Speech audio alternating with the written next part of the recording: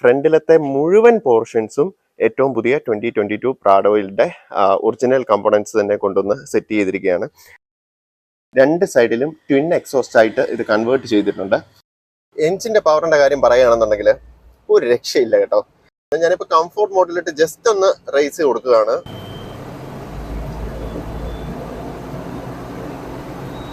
Hello guys, welcome back to Tech Bro Reviews. നമ്മൾ ഇന്നിവിടെ കാണാൻ പോകുന്നത് 2009 പ്രാഡോ ഡൽഹിയിൽ നിന്ന് കൊണ്ടുവന്ന് അത് മോഡിഫൈ ചെയ്ത് 2022 മോഡലിലേക്ക് കൺവേർട്ട് ചെയ്ത ഒരു പ്രാഡോ ആണ്. വെറുതെ ഒരു മോഡിഫിക്കേഷൻ അല്ല, എൻറ്റയർ വണ്ടി സ്ട്രിപ്പ് ഡൗൺ ചെയ്ത് A to Z കാര്യങ്ങൾ മോഡിഫൈ ചെയ്ത് പുത്തൻ വണ്ടി പോലെ ആക്കി കൺവേർട്ട് ചെയ്ത ഒരു വണ്ടിയാണ്. അപ്പം നമുക്ക് നേരെ വീഡിയോയിലേക്ക് പോവാം.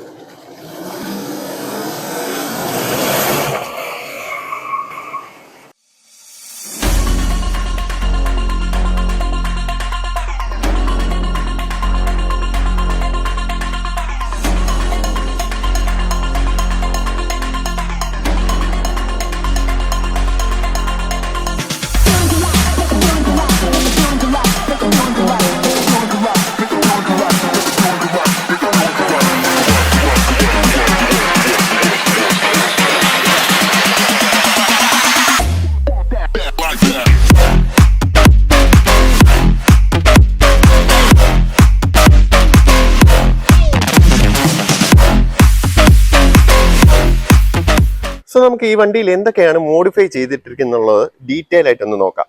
ആദ്യം തന്നെ ഇതിൻ്റെ എൻറ്റയർ ബോണറ്റ്, ഫെൻഡർ, അതുപോലെ തന്നെ ഈ ഹെഡ് ലാമ്പ്, ഈ ഒരു ഗ്രില്ല്, ഏറ്റവും പുതിയ ലോഗോ, അതുപോലെ തന്നെ ബമ്പർ, ഈ ഒരു സ്കേർട്ട്, ഇങ്ങനെയുള്ള കാര്യങ്ങളെല്ലാം തന്നെ കംപ്ലീറ്റ്ലി ദുബായിൽ നിന്ന് ഇമ്പോർട്ട് ചെയ്തിരിക്കുകയാണ്.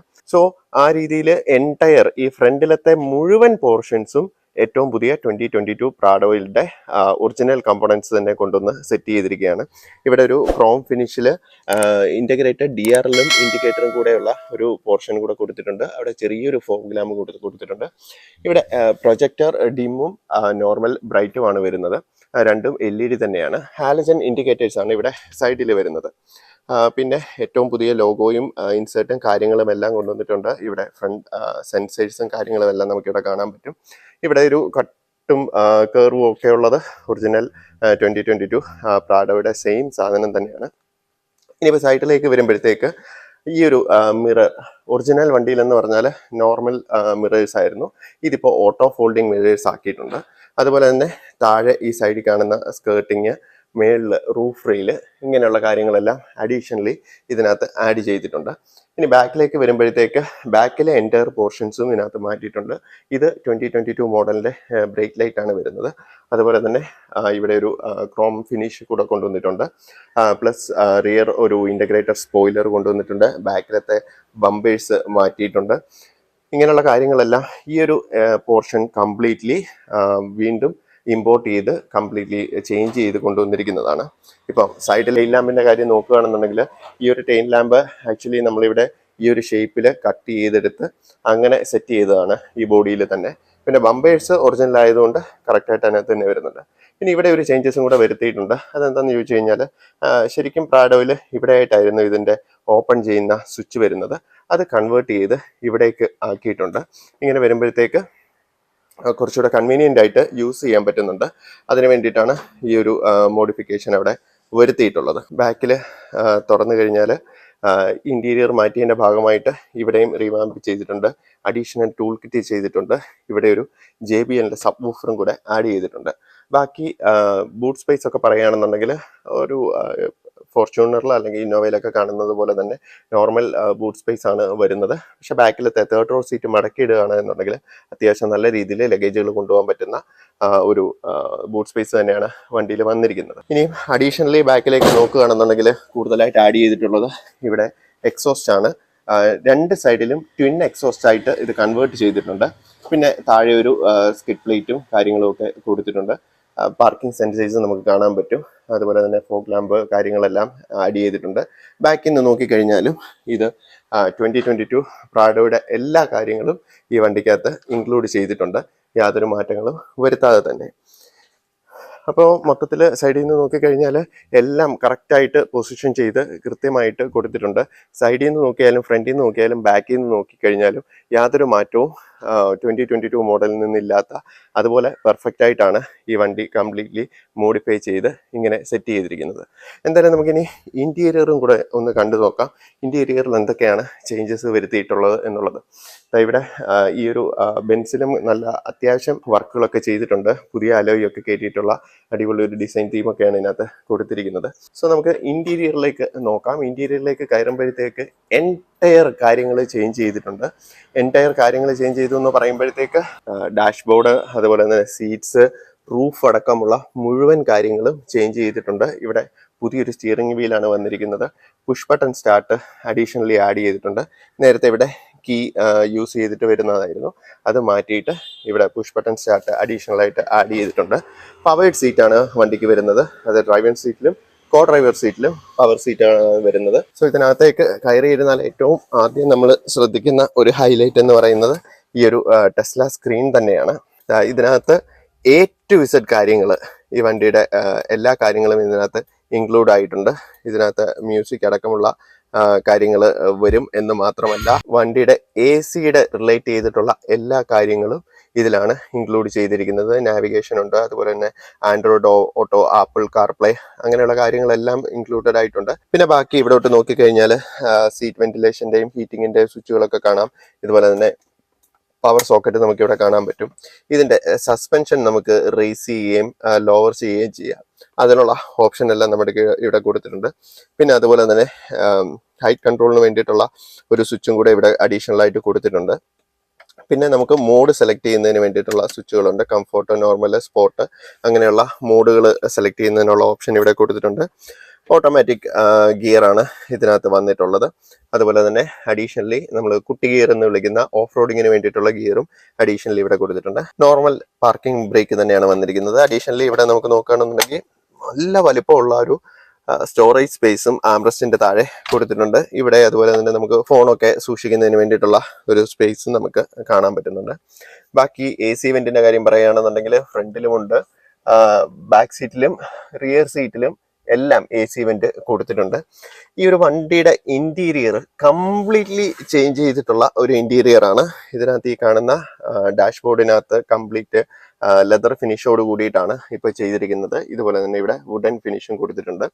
ഈ ഒരു കളർ തീമിൽ, ഒരു ബ്രൗൺ ഫിനിഷ് വരുന്ന ഒരു കളർ തീമിലാണ് ഇത് ചെയ്തേക്കുന്നത്. സീറ്റ് ആണെങ്കിലും എക്സ്ട്രാ കുഷ്യൻ കിട്ടുന്നത് പോലെയുള്ള ഒരു സീറ്റും കാര്യങ്ങളും ഒക്കെയാണ്. ഭയങ്കര സോഫ്റ്റ് ആയിട്ടാണ് ഇതിന്റെ അപ്പോൾസ്ട്രി വർക്കുകളൊക്കെ ചെയ്തിരിക്കുന്നത്. സോ ഈ ഒരു വുഡൻ ഫിനിഷിന് മാച്ചിങ് ആയിട്ട് വരുന്നത് പോലെ തന്നെയാണ് ഈ ഒരു ബ്രൗൺ ഇന്റീരിയറും കൂടെ ഇതിനകത്ത് കൊടുത്തിട്ടുള്ളത്. ഇവിടെ വലിയൊരു സ്റ്റോറേജ് സ്പേസ് ഇവിടെയും കൊടുത്തിട്ടുണ്ട്. ഇതിന്റെ റൂഫ് ആണെങ്കിൽ പോലും റീവാമ്പ് ചെയ്തിട്ടുണ്ട്. ഇവിടെ കംപ്ലീറ്റ്ലി ബ്ലാക്ക് ഫിനിഷിലാണ് ഇത് ചെയ്തിരിക്കുന്നത്. സൺ റൂഫ് ഒക്കെ കൊടുത്തിട്ടുണ്ട്. ബാക്കിൽ ലൈറ്റുകളും കാര്യങ്ങളും എല്ലാം കൊടുത്തിട്ടുണ്ട്. സോ ചെളി പിടിക്കും എന്നുള്ളൊരു പേടി നമുക്ക് ഒട്ടും വേണ്ട. ആ രീതിയിലാണ് ഇതിന്റെ ഇന്റീരിയർ ഒക്കെ ഡിസൈൻ ചെയ്തിരിക്കുന്നത്. സ്റ്റിയറിംഗിലാണെങ്കിൽ ഇവിടെ ഒരു വുഡൻ ഫിനിഷ് കൊടുത്തിട്ടുണ്ട്. സ്റ്റിയറിംഗ് കൺട്രോൾ കാര്യങ്ങളെല്ലാം ഇവിടെ കൊടുത്തിട്ടുണ്ട്. സൈഡിലേക്ക് വരികയാണെന്നുണ്ടെങ്കിൽ മിറർ കൺട്രോൾ ചെയ്യുന്നതിന് വേണ്ടിയിട്ടുള്ള സ്വിച്ചുകളും കാര്യങ്ങളും, ലൈറ്റിന്റെ കൺട്രോളിന് വേണ്ടിയിട്ടുള്ള കാര്യങ്ങളും എല്ലാം ഇവിടെ കൊടുത്തിട്ടുണ്ട്.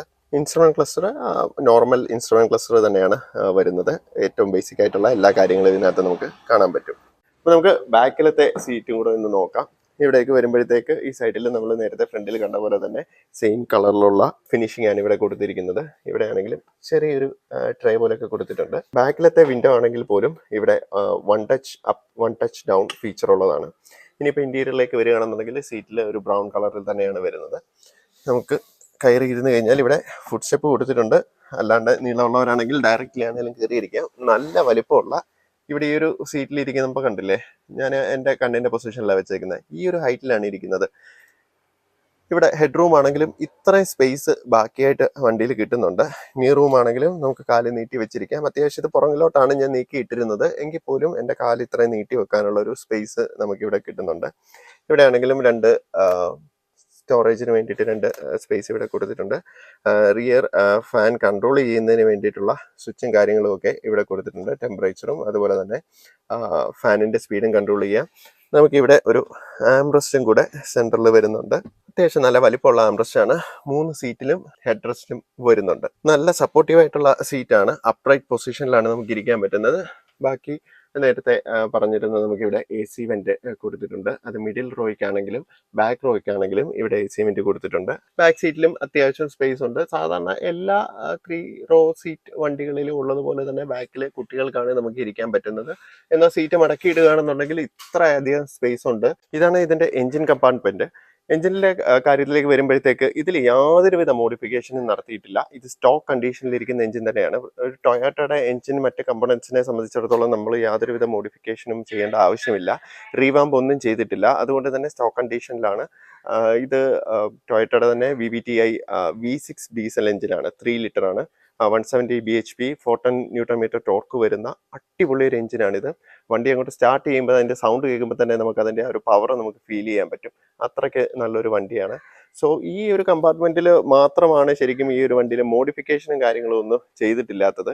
ഇവിടെ ഹീറ്റ് സീലിങ്ങിന് വേണ്ടിയിട്ടുള്ള കാര്യങ്ങൾ ചെയ്തിട്ടുണ്ട്. ഹൈഡ്രോളിക് ആയിട്ടുള്ള സപ്പോർട്ടാണ് ഇതിനകത്ത് വരുന്നത്. സോ ഈ രീതിയിലാണ് നമ്മൾ ഈ ഒരു വണ്ടി സെറ്റ് ചെയ്തിരിക്കുന്നത്. 1,88,000 കിലോമീറ്റർ ആണ് ഈ വണ്ടി ഇതുവരെ ഓടിയിരിക്കുന്നത്. ടൊയോട്ടയുടെ ഒരു എഞ്ചിനെ സംബന്ധിച്ചിടത്തോളം 1,88,000 എന്ന് പറയുന്ന ഒരു കിലോമീറ്റർ അല്ല, ജസ്റ്റ് 18,000 കിലോമീറ്റർ ഓടിയതുപോലെ കാണത്തുള്ളൂ. ഇനി ഒരു 2 lakh അല്ലെങ്കിൽ 3 lakh കിലോമീറ്റേഴ്സും കൂടെ ഈസി ആയിട്ട് ഈ വണ്ടി ഓടിക്കോളും. അത്രയ്ക്ക് ജെനുവിൻ ആയിട്ടുള്ള ഒരു എഞ്ചിനാണ് ടൊയോട്ടയിൽ നിന്ന് കിട്ടുന്നത് എന്നുള്ളത് നമുക്ക് എല്ലാവർക്കും അറിയാവുന്ന കാര്യമാണ്. സോ സർവീസുകളും കാര്യങ്ങളും എല്ലാം പക്കായിട്ട് മെയിൻറ്റെയിൻ ചെയ്ത് പൊയ്ക്കൊണ്ടിരിക്കുന്നത് വണ്ടി ആയതുകൊണ്ട് തന്നെ 1,88,000 കിലോമീറ്ററിന് വേണ്ടുന്ന എല്ലാ സർവീസുകളും ഇതുവരെ ചെയ്ത് കംപ്ലീറ്റ് ചെയ്തിട്ടുള്ള വണ്ടിയാണ് ഇത്. അപ്പോൾ ഏതായാലും നമുക്ക് വണ്ടി ഒന്ന് ഓടിച്ചു നോക്കാം. ആക്ച്വലി വണ്ടിക്കകത്ത് കയറിയിരിക്കുമ്പോൾ തന്നെ ഒരു കിലോമീറ്റർ സ്പേസിൽ ഉള്ള ഒരു ബോണറ്റ് പോലെയാണ് നമുക്കിവിടെ കാണാൻ പറ്റുന്നത്. അതുപോലെ നീളമാണ് ഏറ്റവും പുതിയ വണ്ടിയുടെ ബോണറ്റൊക്കെ കൊണ്ടുവന്നപ്പോഴത്തേക്ക്. ഞാൻ ഇരിക്കുന്ന ഒരു പൊസിഷൻ എന്ന് പറഞ്ഞാൽ ആക്ച്വലി ഒരു ട്രാവലറിനകത്തൊക്കെ കയറിയിരുന്ന് ഓടിച്ചു കഴിഞ്ഞാൽ എങ്ങനെയാണോ ആ ഒരു ഹൈറ്റിലാണ് ഞാനിപ്പോൾ ഇരിക്കുന്നത്. വെളിയിൽ നിന്ന് നോക്കി കഴിഞ്ഞാൽ ആക്ച്വലി ഇത് നോർമൽ ഹൈറ്റ് ആണ്, 6 feet ഹൈറ്റ് അടുപ്പിച്ചാണ് ഈ വണ്ടി വരുന്നത്. പക്ഷെ അകത്ത് ഈ ഒരു ഡ്രൈവിംഗ് സീറ്റിൽ കയറിയിരുന്ന് ഈ ഒരു പൊസിഷനിൽ ഫ്രണ്ടിൽ ഈ ഒരു ബോണറ്റും കൂടെ കാണുമ്പോഴത്തേക്ക് ആ ഒരു ഹെവി വണ്ടി ഓടിക്കുന്ന ഒരു ഫീലാണ് നമുക്ക് കിട്ടുന്നത്. പക്ഷെ ഓടിക്കാൻ യാതൊരു പാടുമില്ല. നോർമലി ഒരു കാർ ഓടിക്കുന്നത് പോലെ തന്നെയാണ് നമ്മൾ പോകുന്നത്. നല്ല ഹൈറ്റിലാണ് നമ്മൾ ഇരിക്കുന്നത്. അതുകൊണ്ടാണ് ഈ ഒരു വലിയൊരു വണ്ടി ഓടിക്കുന്നത് പോലത്തെ ഒരു ഫീല് നമുക്ക് കിട്ടുന്നത്. ഇപ്പൊ ഞാൻ ഫ്രണ്ടിൽ ഒരു ടെറാനോ ആണ് പോകുന്നത്, എന്നിട്ട് പോലും ആ ടെറാനോ ഒരുപാട് ലോ ലെവലിൽ നിൽക്കുന്ന പോലെയാണ് ഫീൽ ചെയ്യുന്നത്. അതിന്റെ കാര്യം എന്ന് പറയുന്നത് ഞാൻ ഇരിക്കുന്ന ഹൈറ്റ് നല്ലവണ്ണം മുകളിലേക്കാണ് ഞാൻ ഇരിക്കുന്നത്. അപ്പൊ ആ ഒരു ഹൈറ്റ് ഡിഫറൻസ് തന്നെ നമുക്ക് ആ ഒരു റൈഡിന്റെ ക്വാളിറ്റിയിലും അതുപോലെ തന്നെ നമുക്ക് കിട്ടുന്ന ഒരു ഫീലിലും ഭയങ്കരമായിട്ട് അത് നമുക്ക് കൃത്യമായിട്ട് അറിയാൻ പറ്റുന്നുണ്ട്. പിന്നെ നമ്മൾ റൈഡിന്റെ കംഫോർട്ടിന്റെ കാര്യം പറയുകയാണെന്നുണ്ടെങ്കിൽ ഈ വണ്ടിക്കകത്ത് കയറി ഇരുന്ന ഒരു ലോങ് ട്രിപ്പ് ആണ് പോകുന്നതെങ്കിൽ പോലും യാതൊരുവിധ ക്ഷീണമോ ബുദ്ധിമുട്ടോ നമുക്ക് വരത്തില്ല. അതുപോലെ സോഫ്റ്റ് ആയിട്ടുള്ള ഒരു സസ്പെൻഷനും കാര്യങ്ങളും സെറ്റപ്പുകളുമാണ് ഇതിനകത്ത് വന്നിരിക്കുന്നത്. ഇന്നോവയൊക്കെ നമുക്കറിയാം, ടൊയോട്ടയുടെ എഞ്ചിനീയറിംഗിന്റെ ഏറ്റവും ബെസ്റ്റ് ആണ് നമുക്ക് ഇന്നോവയ്ക്കകത്ത് കാണാൻ പറ്റുന്നത്. അതുപോലെ സെറ്റായിട്ട് വരുന്ന ഒരു സസ്പെൻഷൻ, അതുപോലെയുള്ള എഞ്ചിനീയറിംഗ് തന്നെ അതിനേക്കാളും കുറച്ചുകൂടെ മികച്ച ഒരു സസ്പെൻഷനാണ് നമുക്ക് ഇതിനകത്ത് എനിക്ക് ഫീൽ ചെയ്യുന്നത്. യാതൊരുവിധ പ്രോബ്ലവും ഇല്ലാതെ ഇത്ര ഹെവി വണ്ടി ആയതുകൊണ്ടാണ് റോഡിന്റെ ഒരു ചെറിയ വ്യത്യാസങ്ങൾ ഉണ്ടെങ്കിൽ പോലും അതൊന്നും നമുക്ക് കാര്യമായിട്ട് ഫീൽ ചെയ്യുന്നില്ല. പ്രത്യേകിച്ച് ഞാൻ ഇരിക്കുന്ന ഈ സീറ്റ്, അതിന്റെ ഒരു കംഫോർട്ട് ഒരു വേറെ ലെവല് തന്നെയാണ്. നല്ലൊരു സോഫ്റ്റ് ആയിട്ടുള്ള കുഷനുള്ള സീറ്റ് ആയതുകൊണ്ട് തന്നെ അതിൻ്റെതായിട്ടുള്ള ഒരു പ്രത്യേകതയും അറിയാനുണ്ട്. സോ ഇതിന്റെ എഞ്ചിന്റെ പവറിന്റെ കാര്യം പറയുകയാണെന്നുണ്ടെങ്കിൽ ഒരു രക്ഷയില്ല കേട്ടോ. ഞാൻ ആക്ച്വലി കംഫോർട്ട് മോഡിലിട്ടാണ് വണ്ടി ഇപ്പോൾ ഓടിച്ചുകൊണ്ടിരിക്കുന്നത്. ഈ ഒരു മോഡിൽ ഇട്ടിട്ട് പോലും എഞ്ചിന്റെ പവർ കാല് ജസ്റ്റ് ഒന്ന് കൊടുക്കുമ്പോൾ തന്നെ പടവെന്നും പറഞ്ഞ് വണ്ടി അങ്ങ് മുന്നോട്ട് പോവുകയാണ്. ഞാനിപ്പോൾ നല്ലൊരു കയറ്റം കയറിയത് ആക്ച്വലി ആക്സിലേറ്ററിൽ കാല് കൊടുക്കാതെയാണ്. എന്നിട്ട് പോലും നല്ല സ്മൂത്ത് ആയിട്ട് വണ്ടി തിരിച്ച് കയറി പോയിട്ടുണ്ട്. ഓഫ് റോഡിങ്ങിനൊക്കെ നമുക്കറിയാം, ഡെസേർട്ട് സഫാരിക്കൊക്കെ ഏറ്റവും കൂടുതൽ യൂസ് ചെയ്യുന്ന ഒരു വണ്ടിയാണ് പ്രാഡോ. ഏത് മലയാണേലും ഏത് കുന്നാണേലും അതൊക്കെ സാധാരണ റോഡിൽ കയറി പോകുന്ന പോലെ വണ്ടി അങ്ങ് കയറി പൊക്കോളും. അതുപോലെ തന്നെ ഇതിന്റെ ഹൈറ്റ് അഡ്ജസ്റ്റ് ചെയ്യുന്നതിന് വേണ്ടിയിട്ടുള്ള ഓപ്ഷൻ ഉണ്ട്. ഹൈ, മീഡിയം, ലോ എന്ന് പറഞ്ഞിട്ട് ഇവിടെ ഒരു സ്വിച്ച് ഉണ്ട്. ആ സ്വിച്ചിൽ പ്രസ് ചെയ്ത് കഴിഞ്ഞാൽ നമുക്ക് ഫിസിക്കലി കാണാൻ പറ്റും ഏത് ഹൈറ്റിലേക്കാണ് വണ്ടി പോകുന്നത് എന്നുള്ളത്. അത് മാത്രമല്ല നമുക്ക് ഇവിടെ ഇൻസ്ട്രുമെന്റ് ക്ലസ്റ്ററിൽ കാണാൻ പറ്റും ഏത് ഹൈറ്റിലാണ് വണ്ടി നിൽക്കുന്നത് എന്നുള്ളതും. അപ്പൊ നമ്മൾ പോകുന്ന ആ പാത്ത് അനുസരിച്ച് നമുക്ക് കൺട്രോൾ ചെയ്യാം. ഗിയർ ആണെങ്കിലും ഇതുപോലെ നോർമൽ റോഡിലേക്ക് പോകുന്നതിന് വേണ്ടിയിട്ടുള്ള ഗിയറും അതുപോലെ തന്നെ ഓഫ് റോഡിങ്ങിനും പോകുന്നതും സാൻഡിൽ കൂടെ പോകുന്നതിന് വേണ്ടിയിട്ടുള്ള മോഡുകളെല്ലാം കൊടുത്തിട്ടുണ്ട്. സ്പോർട്ട് മോഡും കൂടെ കൊടുത്തിട്ടുണ്ട്. ഞാനിപ്പോൾ കംഫോർട്ട് മോഡിലിട്ട് ജസ്റ്റ് ഒന്ന് റേസ് കൊടുക്കുകയാണ്. പതിയെ ഒന്ന് കാല് കൊടുത്തതേ ഉള്ളൂ. എന്നുള്ള ഒരു ശബ്ദവും നമ്മളെ പുറകോട്ട് ഇങ്ങനെ വലിച്ചിട്ടോണ്ട് പോകുന്ന പോലത്തെ ഒരു ഫീലിംഗുമാണ്. വണ്ടി അങ്ങ് കയറി അങ്ങ് പോവാണ്. എത്ര കയറി പോയാലും ഒരു പ്രശ്നവും ഇല്ല. എനിക്ക് ഇനിയും റോഡ് തരൂ എന്നുള്ള ഇതില്. ഇത് ഇത്രയും കൊച്ചു റോഡായതുകൊണ്ട് എനിക്ക് ഒരുപാട് സ്പീഡിലോ കാര്യങ്ങളിലോ ഒന്നും പോകാൻ പറ്റത്തില്ല. എന്നിട്ട് പോലും ജസ്റ്റ് ഒന്ന് കാല് കൊടുക്കേണ്ട താമസം മാത്രമേ ഉള്ളൂ. വണ്ടി അങ്ങ് പറന്നു പോവാണ്, അതും കംഫോർട്ട് മോഡിൽ. അതാണ് ഈ ഒരു വണ്ടിയുടെ ഏറ്റവും വലിയ ഹൈലൈറ്റ് എന്ന് പറയുന്നത്. സോ ഞാൻ എന്തായാലും സ്പോർട്ട് മോഡിലിട്ട് പോകുന്നില്ല. അതിന് പറ്റിയ റോഡ് ഇവിടെ ഇല്ലാത്തത് കൊണ്ട് മാത്രമാണ് ഞാൻ സ്പോർട്ട് മോഡിലിട്ട് പോകാത്തത്. എത്ര പവർ കൊടുത്താലും തീരത്തില്ല. അതുപോലെ നമുക്ക് ആ ഒരു സൗണ്ട് കേൾക്കുമ്പോൾ തന്നെ നമുക്ക് അതിന്റെ പവർ നമുക്ക് ഫീൽ ചെയ്യുകയും ചെയ്യും. ആ ഒരു വണ്ടി ഡ്രൈവ് ചെയ്യാൻ ക്രേസ് ഉള്ള ഒരാളെ സംബന്ധിച്ചിടത്തോളം ഇതിനേക്കാളും നല്ലൊരു വണ്ടി വേറെ ഇല്ല.